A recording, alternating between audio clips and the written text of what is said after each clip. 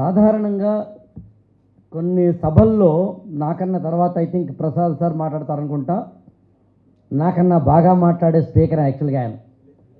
అంటే ఫస్ట్ నన్ను బ్యాటింగ్ చేయవయ్యా అని పంపించారు. ఇందాకన శ్రావణ్ గారు చెప్పినట్టుగా గుండ్లూరు సురేంద్రబాబు గారు 18 ఎందుకు పెట్టారు దీనికి టైటిల్? నేను అడిగాను, 18 ప్రిన్సిపల్స్, 18 సూత్రాలు ఇదే ఎందుకు పెట్టాలి సార్ మీరు అని. అంటే ఏదైనా కారణం ఉందా అని. పాపం ఆయన చాలా అమాయకుడు, యాక్చువల్గా అమాయకుడు కాబట్టే డాక్టర్ అయ్యి డబ్బులు సంపాదించకుండా పుస్తకాలు రాసి జనానికి ఉపయోగపడాలని ట్రై చేస్తున్నారు. యాక్చువల్గా హైదరాబాద్ హాస్పిటల్ పెట్టకుండా సిరిసిల్లలో పెట్టారు యాక్చువల్గా. అందులో అమాయకులు ఆయన. నాలాంటి వాడితే ఏమంటాడంటే 18 వెనకాల చాలా రహస్యాలు ఉన్నాయి చాలని చెప్తాను యాక్చువల్గా. ఆయన ఏం లేదు సార్, 18 అంటే చాలా పవిత్రమైనది అని. శ్రావణ్ గారు 18కి చాలా మంచి అర్థాలు కూడా చెప్పారు యాక్చువల్గా. 18 పర్వాలు, అలాగే భగవద్గీతలో 18 అధ్యాయాలు, 18 రోజుల పాటు జరిగిన యుద్ధం, అష్టాదశ పురాణాలు అంటే 18 పురాణాలు అంటే మత్స్య పురాణం, మార్కండేయ పురాణం, విష్ణు పురాణం, వరాహ పురాణం, వాయు పురాణం, అగ్ని పురాణం, నారద పురాణం, పద్మ పురాణం, కూర్మ పురాణం, స్కాంద పురాణం అంటూ 18 పురాణాలు, ఇట్లా అనేకమైన 18 సూత్రాలు ఆయన ఎందుకు చెప్పారంటే, అరే బాబు, ఇవాళైనా ఎప్పుడైనా సరే ఎగ్జామినేషన్లో సక్సెస్ అవ్వడం అనేది, నేను మాట్లాడుతున్నది కేవలం పరీక్ష అంటే ఇక్కడ క్లాస్ రూముల్లో చదువుకున్న దానికి పెట్టేది మాత్రమే కాదు, జీవితం అనే పరీక్షలో కూడా నెంబర్ 1గా ఉండాల్సిందే, పోటీ పడాల్సిందే, సందేహమే లేదు. పోటీ పడి తీరాల్సిందే, పోరాటం చెయ్యాల్సిందే. అది మనిషి లక్షణం. అత్యంత ప్రాచీన కాలంలో ఆదిమ మానవుడు బట్టలవి కూడా లేకుండా జంతువుల్లాగే కొండ గుహల్లో ఉన్న రోజుల్లో మనము జంతువులు ఒకలాగే ఉన్నాం. దానికి మనకి పెద్ద తేడా ఏం లేదు. అది అంతే బట్టలు వేసుకోలేదు, మనం అంతే బట్టలు వేసుకోలేదు. కానీ మానవుడికి జంతువుకి తేడా ఏంటంటే ఆలోచించడం. నాకు తెలిసి నాకన్నా బాగా ఆయన డాక్టర్ కాబట్టి ఆయనకి బాగా తెలుస్తుంది యాక్చువల్గా. ఆంథ్రోపోలాజికల్గా చూస్తే కనుక మానవ మెదడు అది మారిన తీరు. ఏదో జంతువులు పారిపోతుంటే రాళ్ళు పట్టుకుని కొట్టేవాడు యాక్చువల్గా, దాని వెనకాల పరిగెత్తుతూ. తర్వాత ఆలోచించాడు, దాని వెనకాల నేను పరిగెత్తడం ఏంటని చెప్పి మెదడుకి పదును పెట్టి అప్పుడు బాణం తయారు చేశాడు. టిక్కని కొడితే అక్కడెక్కడికో పరిపోతున్న ఒక జంతువుని కొడితే అది కింద పడితే అప్పుడు వెళ్ళి తెచ్చుకునేవాడు. ఆ తర్వాత నేనెళ్ళం ఎందుకులే అని చెప్పి జస్ట్ ఒక డొమెస్టికేషన్ ఆఫ్ యానిమల్స్, ఒక కుక్కనో గాడిదనో దేన్నో తెచ్చి ఆ జంతువు తేరా అన్నాడు. మనిషి అనేవాడు ఎప్పుడైనా గుర్తుంచుకోండి, ఎదగాలి, అనుకోగలగాలి. ఆకాశంలో ఉన్న చందమామని రావే రావే రావే రావే అంటే అది రాలే. ఒక నేను డేట్స్ అవి చెప్పకుండా క్యాజువల్గా చెప్తాను. అమెరికాలో ఒక 6 ఏళ్ల పిల్లవాడు ఒక చిన్న బేస్ బాల్తో ఆడుకుంటున్నాడట. అంటే చిన్న బంతితో ఆడుకుంటుంటే పక్కింటికి వెళ్ళింది. పక్కింటికి వెళ్తే ఆ పక్కింట్లో ఉన్న ఒక వైఫ్ అండ్ హస్బెండ్ కొట్టుకుంటున్నారు. ఈ ప్రపంచంలో వైఫ్ అండ్ హస్బెండ్ ఏం చేస్తారంటే కొట్టుకోవడమే చేస్తారు. సో కాబట్టి వాళ్ళు అదే చేస్తున్నారు యాక్చువల్గా. వాళ్ళు కొట్టుకుంటున్నప్పుడు భార్య అందట భర్తతోటి, రే మన పక్కింటి కుర్రాడు చంద్రమండలం మీదకి వెళ్ళేంత వరకు నువ్వు నన్ను టచ్ చేయకు అందట. ఆ 6 ఏళ్ల కుర్రాడు విన్నాడు. పక్కింటి ఆవిడ ఏమంది, పక్కింటి కుర్రవాడు చంద్రుడి మీదకి వెళ్ళేంత వరకు నువ్వు నన్ను టచ్ చేయొద్దు అంది. అప్పటికి విచిత్రం ఏంటంటే చంద్రుడి మీద కాదు, అసలు అంతరిక్షంలోకే మానవుడు వెళ్ళలేదు. అంటే యూరి గగారిన్ అనే ఆయన ఇంకా వెళ్ళలేదు. 6 ఏళ్ల పిల్లవాడు ఏదో క్యాజువల్గా ఆ మాట వినడం వదిలేసి కాకుండా, పక్కింటి కుర్రాడు నేనే కదా, చంద్రమండలం మీద వెళ్ళాలి కదా, పక్కింటి కుర్రాడు నేనే కదా అని ఆలోచించి ఆలోచించి ఆలోచించి 6 ఏళ్ల ఆ కుర్రవాడు దాదాపుగా 49 ఏళ్ళలో వచ్చిన తర్వాత, మీరు నమ్ముతారో లేదో, అమెరికన్ నాసా ప్రయోగం నుంచి అంతరిక్షంలోకి ఆపై చంద్రమండలంలోకి అడుగు పెడుతూ పెట్టడానికన్నా ముందు ఆ విమానం మీద కాలు మోపుతున్న మాట ఏంటంటే all the best mister Blavatsky అని. బ్లావెట్స్కి ఎవడయ్యా అంటే పక్కింటి అంకుల్. అరే బహుశా మీకు అర్థమైంది అనుకుంటా. అర్థం కాలేదంటే అర్థం ఏంటంటే హార్మోన్లు సరిగ్గా పనిచేయట్లేదని మా డాక్టర్ గారి మాటలో చెప్పాలంటే. అరే బాబా, జీవితంలో ఒక్కసారైనా ఎవడో ఒకడు మనల్ని కెలక్కపోతే, ఓ మాట అనకపోతే, మనల్ని ఎవడో ఒకడు అవమానించకపోతే ఎన్నాళ్ళలాగా మధ్యతరగతి జీవితంలో ఉండిపోతావు, ఎన్నాళ్ళలాగా క్యాజువల్గా ఉండిపోతావు. నేనైతే ఏమంటానంటే అక్కడ కూర్చున్న మీరు ఏదో ఒక రోజున ఫిబ్రవరి 5వ తారీఖు సాయంత్రం 7:20 మేము ఇక్కడ మాట్లాడుతుంటే అక్కడ కూర్చొని నువ్వు ఏడాదికో 2 ఏళ్ళకో 6 నెలలకో 3 నెలలకో 8 నెలలకో ఏదో ఒక రోజున కనీసం 30 ఏళ్ళ తర్వాత అయినా నీల్ ఆమ్స్ట్రాంగ్ లాగా ఆ కుర్రాళ్ళలాగా కనీసం 30 ఏళ్ళ తర్వాత అయినా ఇక్కడికి చీఫ్ గెస్ట్గా రావాలి నువ్వు అనుకోకపోతే తొక్కలో బతికితే ఏంటి, బతకపోతే పెద్దగా పీకేదేం లేదు. అందుకని జీవితంలో కసి ఉండాలి. ఆ కుర్రాడు సురేంద్రబాబు అనే కుర్రాడు ఎక్కడో చిత్తూరు జిల్లా కదా, చిత్తూరు జిల్లాలో ఒక చోట ఒక వీధి దీపం కింద, మనం ఏదో అబ్రహం లింకన్ లాంటి వాళ్ళని చదువుతాం, యాక్చువల్గా ఆయన వీధి దీపం కింద చదివాడు.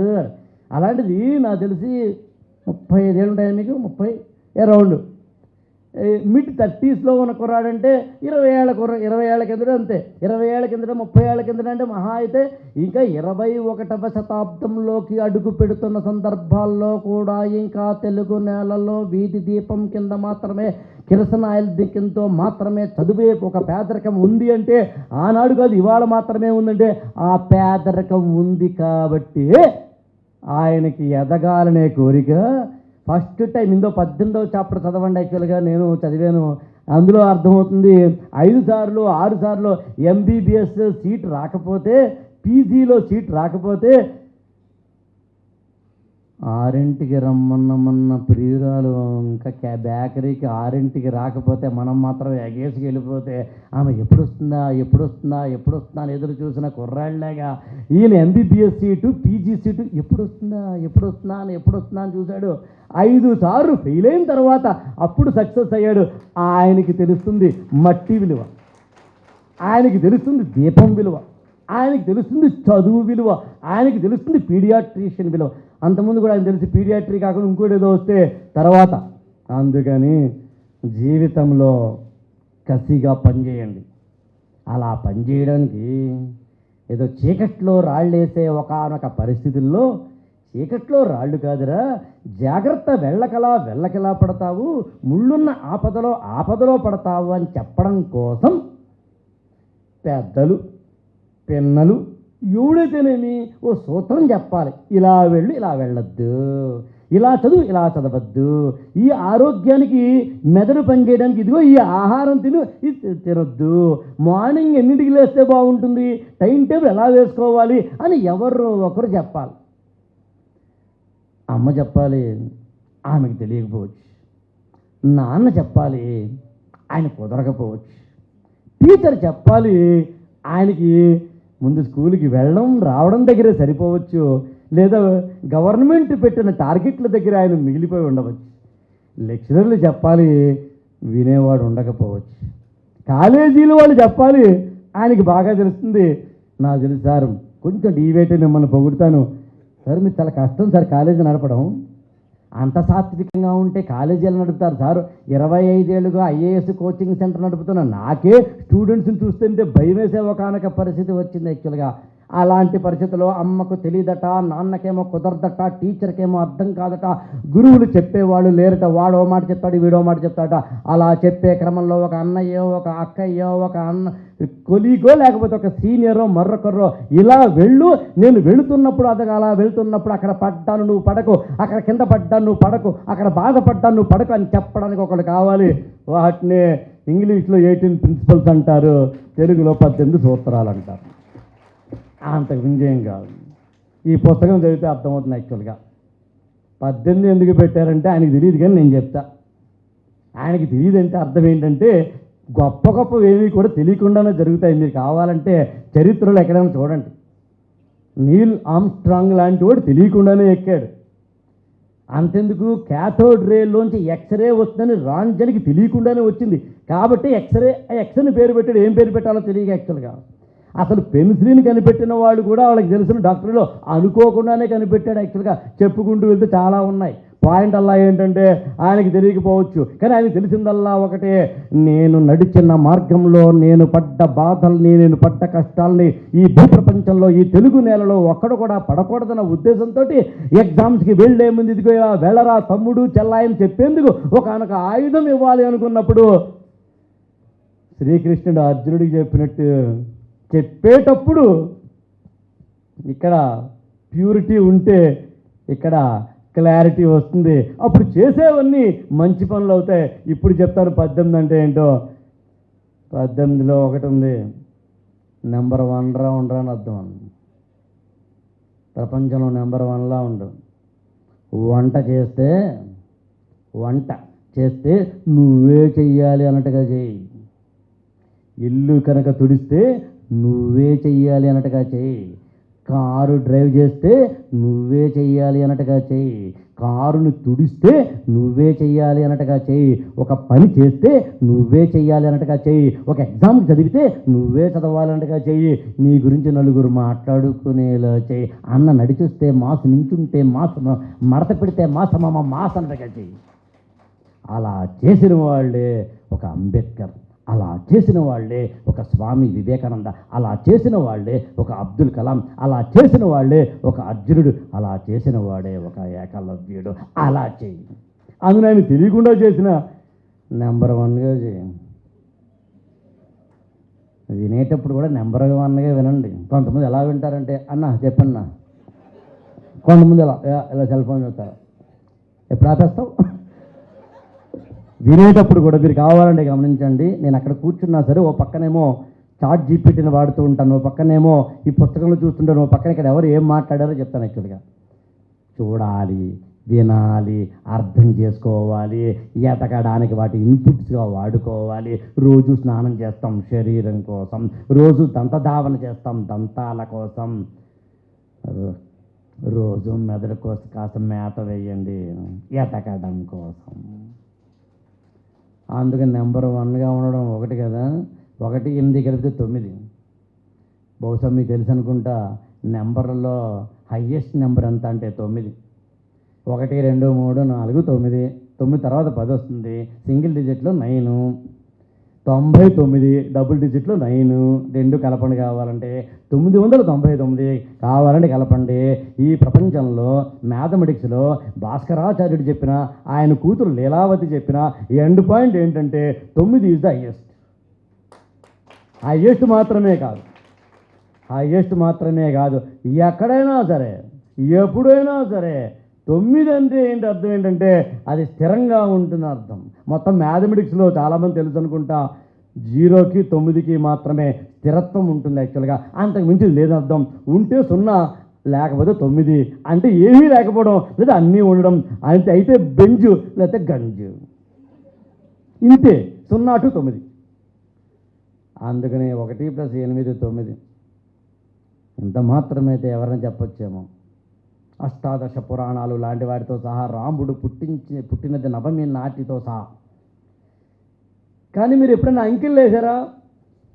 1 పైన స్టార్ట్ చేసి కిందకి రాస్తాం, 2 పైన రాసి కిందకి రాస్తాం, 3 దిక్కు, 4 దిక్కు, 5 పైనుంచి కిందకి, 6 పైనుంచి కిందకి, 7 పైనుంచి కిందకి, 9 కూడా అంతే పైన స్టార్ట్ చేసి కిందకి రాస్తాం.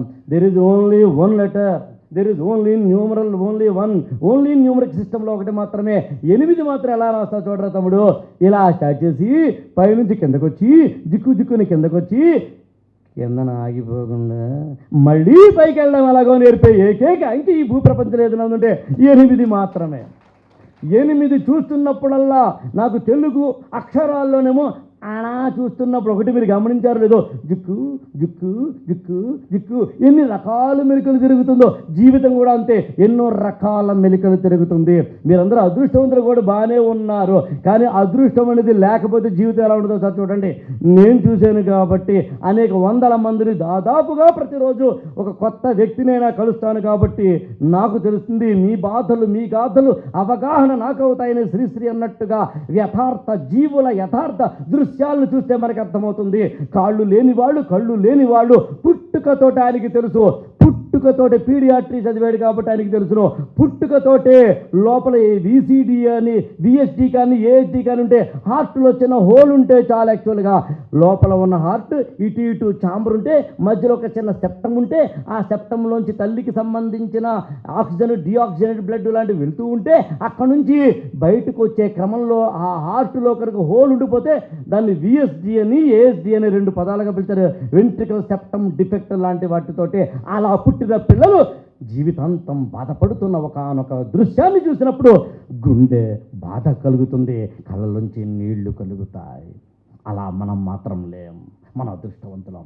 కళ్ళు లేని వాళ్ళు కాళ్ళు లేని వాళ్ళు ఇదే ఇప్పుడు మనం చూస్తున్న ఈ నాంపల్లి ఈ విసినిటీలోనే కనీసం 2000 మంది స్టూడెంట్స్ ఉండుంటారు. మీ ఏజ్ గ్రూప్ పిల్లలు కనీసం 2000 మంది కళ్ళు కాళ్ళు చేతులు లేని వాళ్ళు. కావాలంటే తెలంగాణ సోషల్ వెల్ఫేర్ డిపార్ట్మెంట్ యొక్క స్టాటిస్టిక్స్ని ఓపెన్ చేసి చూడండి. మరి మనం లేం కదా. కాస్త కూస్త అందం ఇచ్చాడు, కాస్త కూస్త తెలివితేటలు ఇచ్చాడు, కాస్త కూస్త డబ్బు ఇచ్చాడు, కాస్త కూస్త కాళ్ళు చేతులు ఇచ్చాడు. మరి ఏం చేస్తున్నావు? రీల్స్ చూసుకుంటూ బతుకుతున్నావు. అబ్బో మామూలు రీల్ కాదు, యాక్చువల్గా అద్భుతం. యాక్చువల్గా ఇందాక నేను అన్నాను కదా, తల్లులు వాళ్ళు చాలా సీరియస్గా బిజీగా ఉన్నారు. యాక్చువల్గా దేనికి ఉన్నారయ్యా అని అడిగితే ఇదేమిటమ్మా మాయా మాయా మాయా మోకం, ఆ ఇంద్రలోకం నిన్ను నన్ను ఏకం కమ్మందా. ఆ మహాతలకు లింగి కడుతుంది, ఆవిడ మొగుడు ఒకడేమో లింగి కడతాడు, ఇద్దరు కలిసి డ్యాన్స్ చేస్తారు, ఇందులో రీలు పెడతారు. ఈలోగా వాళ్ళ అమ్మాయో అబ్బాయో వస్తారు. యాక్చువల్గా బతుకు తాగలయ్యా. అది చూస్తూ నువ్వేం చేస్తున్నావు? జిక్కు జిక్కు జిక్కు. ఇది ఒకటేనా, చాలా ఉన్నాయి కదా. యాక్చువల్గా ఇది మనం నాశనం చేస్తాం. ఇప్పుడు చెప్పు, 18 సూత్రాలు చదువు, టైం లేదు కానీ నాకు ఏదో ఒక సూత్రం ఎంచుకో, ప్రపంచం మర్చిపో. అడ్మిషన్ తీసుకుని కోచింగ్ తీసుకుని ఎడ్యుకేషన్లోకి వెళ్ళిన అర్జునుడికి విలువిద్య వచ్చింది. నీకు అడ్మిషన్ ఇవ్వనరా వెళ్ళిపోరా అని చెప్పిన ఏకలవ్యుడికి కూడా ఎడ్యుకేషన్ వచ్చింది. గురువులో లేదు, శిష్యుడిలో ఉంది. ఎదగాలంటే నువ్వు ఎదగచ్చు. మేము ఓలా ఊబర్ లాంటి వాళ్ళం మాత్రమే. వెళ్ళాలనుకుంటే నువ్వు ఎలాగైనా వెళ్ళవచ్చు. ఎలా వెళ్ళాలో చెప్పేది చూస్తున్న ప్రతిసారి. 1 నెంబర్ 1లో ఉండు, 9 హైయెస్ట్లో ఉండు, 8 కింద పడ్డా పైకి లేవడం ఎలాగో నేర్చుకుని ఉండు.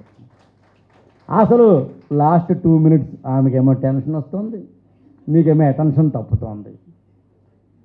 అసలు మీరు నమ్ముతారో లేదో, జీవితంలో సక్సెస్ కన్నా ఫెయిల్యూర్ బాగుంటుంది. ఎందుకంటే సక్సెస్ అంటే ఏముంది, ఒక్కడవి పైకి వెళ్తావు దట్టాలంటే. అదే ఫెయిల్యూర్ చూడు ఒకసారి, ప్రపంచం అంతే ఏంటో నీకు అర్థమవుతుంది. ఐఏఎస్ని 12 మార్కుల్లో కోల్పోయిన వ్యక్తిగా చెబుతున్నాను. జస్ట్ నాకు ఐఏఎస్ 12 మార్కుల్లో పోయింది అంతే. నాకు వచ్చిన మార్కులు తెలుగు లిటరేచర్ ఆప్షనల్లో నాకన్నా ముందు ఎవడికి రాలే, నా తర్వాత ఎంతవరకు ఎవడికి రాలే. అంటే గత 55 సంవత్సరాల టైం ఫ్రేమ్లో ఏంటి, 55 సంవత్సరాల టైం ఫ్రేమ్లో నాకు వచ్చినన్ని మార్కులు ఇంకెవడికి రాలే, కానీ ఐఏఎస్ మాత్రం రాలే.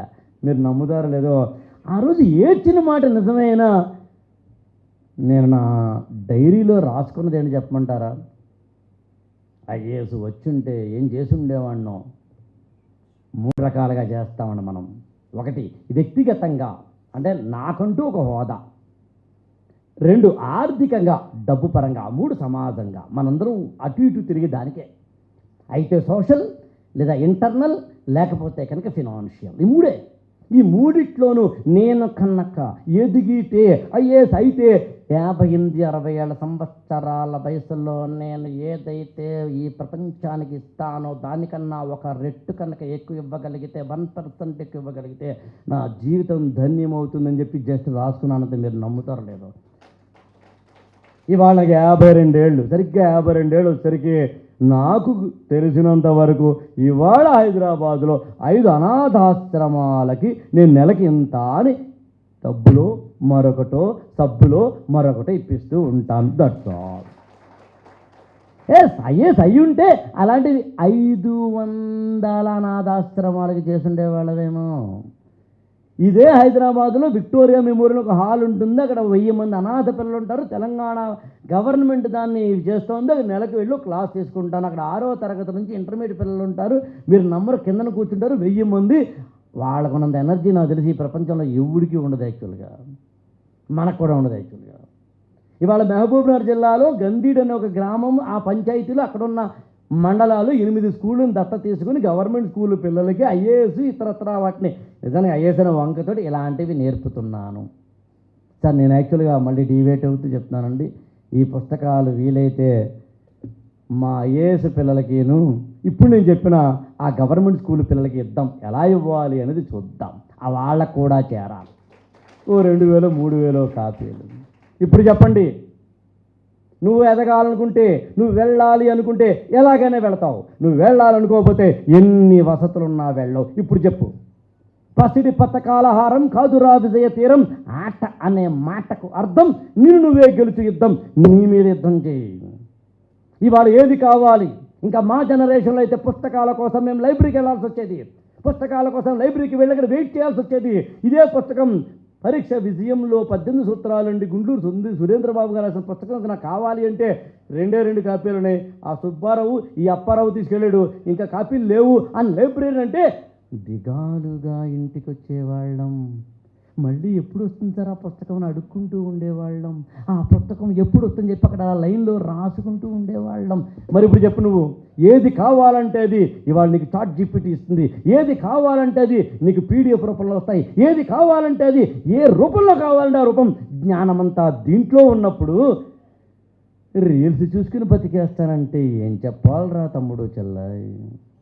సో అందుకని పాపం సురేంద్రబాబు గారు చేస్తున్న ప్రయత్నం ఏంటంటే, నువ్వు ఎదగాలి అనుకుంటే కనుక ఎలా ఎదగాలి అని చెప్పడానికి సూత్రాలు ఇవ్వాలనుకుంటున్నారు. డాక్టర్ కాబట్టి ఇంకా మాలాంటి మోటివేషనల్ స్పీకర్లు అయితే ఓన్లీ కొన్ని కథలు మాత్రమే రాస్తారు యాక్చువల్గా. వాళ్ళ కథ వీళ్ళ కథ, వీళ్ళ కథ వాళ్ళ కథ అని మాత్రమే రాస్తారు యాక్చువల్గా. ఈయన ఇందులో హెల్త్ రాశారు, ఇందులో న్యూట్రిషన్ రాశారు, ఇందులో అన్నిటికన్నా ఇంపార్టెంట్ టైం టేబుల్ ఎలా వేసుకోవాలో కూడా రాశారు యాక్చువల్గా. అది చాలా ఇంపార్టెంట్. ఇలాంటి అనేకమైనవి రాశారు కాబట్టి, ఇంగ్లీష్లోనూ తెలుగులోనూ రాశారు కాబట్టి చదివి ఊరుకోవడం కాకుండా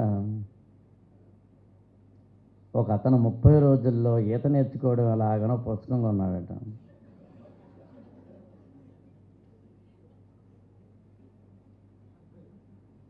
ఒక మూసీ నది ఒడ్డుకో, కాలవ గట్టుకో, గోదావరి ఒడ్డుకో వెళ్ళాడట.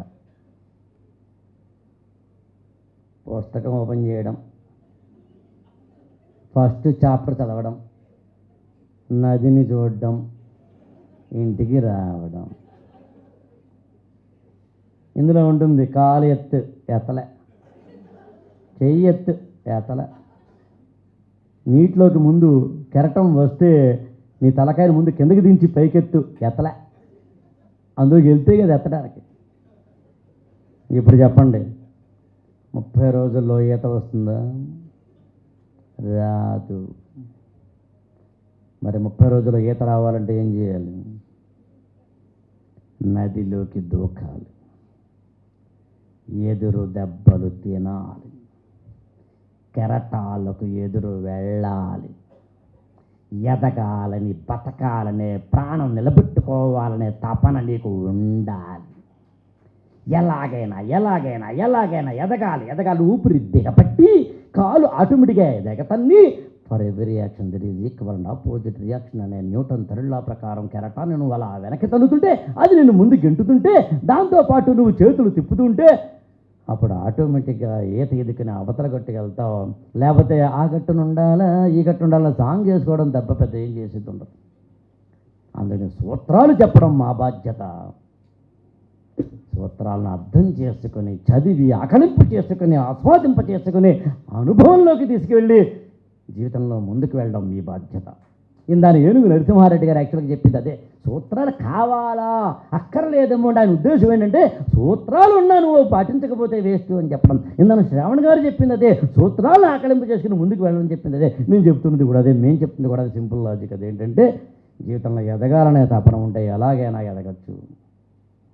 ఇలాంటి ఒక పుస్తకంతో ఆపద్ధ న్యాయాన్ని చెబుతూ, ఇలాంటి అనేకమైన పుస్తకాలు రాయమని కోరుతూ, మే ఇద్దరం ఇవాళే కలిసాం కాబట్టి, ఇంతకుముందు కేవలం ఫోన్లో మాత్రమే మాట్లాడుకున్నాం కాబట్టి, మీరు చేసే ఏదైనా సామాజిక యజ్ఞంలో నేను కూడా సమిధనవుతానని తెలియజేస్తూ, అది సిరిసిల్లలోనా మరొక శిల్లలోనా ఎక్కడైనా అక్కడ వెళ్ళి ఏ పని చేయాలన్నా పని చేద్దామని తెలియజేస్తూ, ఆటిజం లాంటి వాటితోటి పిల్లలు మరొకటితోటి బాధపడుతున్న ఈ రోజుల్లో వాళ్ళకు ఉపయోగపడాలని తెలియజేస్తూ, మాకు పరిచయ భాగ్యం కలిగించిన అప్పల ప్రసాద్ గారికి నమస్కారాలు తెలియజేస్తూ, చిట్ట చివరగా ఒకే ఒక్క అనెక్డోట్ లాంటిది చెప్పి ముగిస్తాను. ఆవిడ లేచారంటే అర్థం టెన్షన్ బిల్డ్ అయ్యిందని అర్థం అన్నమాట. సో ఆవిడ ఏ విధమైన బీపీ టాబ్లెట్ వేసుకోవాల్సిన అవసరం లేకుండా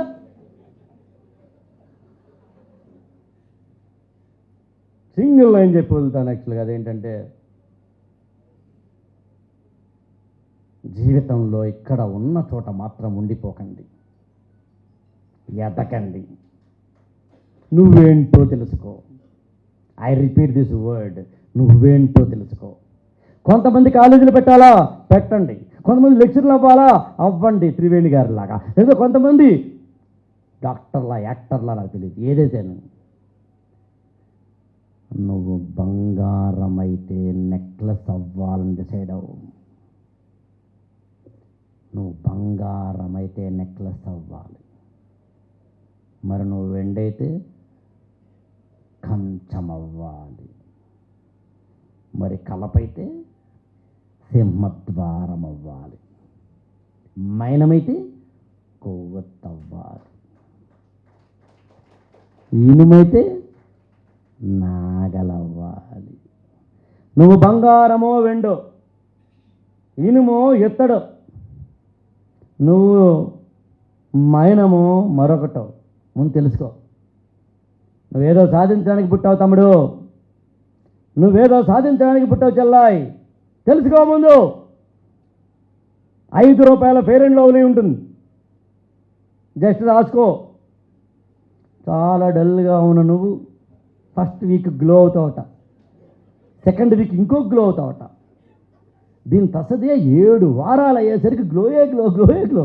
ఏంటి 5 రూపాయల ఫెయిర్ అండ్ లవ్లీ నిన్ను మార్చేస్తే, నిన్ను మార్చేసే శక్తి ఉంటే, ఇంకా 20 రూపాయల మెడిమిక్స్ సోప్ ఉంటుంది, దీని తస్తదియా వాడు యాడిస్తాడు చూడాలి. యాక్చువల్గా 20 రూపాయల మెడిమిక్స్ సంతూర్ సోప్ తోటి ఆవిడ స్నానం చేస్తే 60 ఏళ్ళ ఆవిడ కూడా 20 ఏళ్ళ ఆవిడలా కనిపిస్తున్నాడు. యాక్చువల్గా ఆవిడ దగ్గరికి మమ్మీ అంటే కానీ ఆవిడకి 2 పిల్లలు తెలియదట.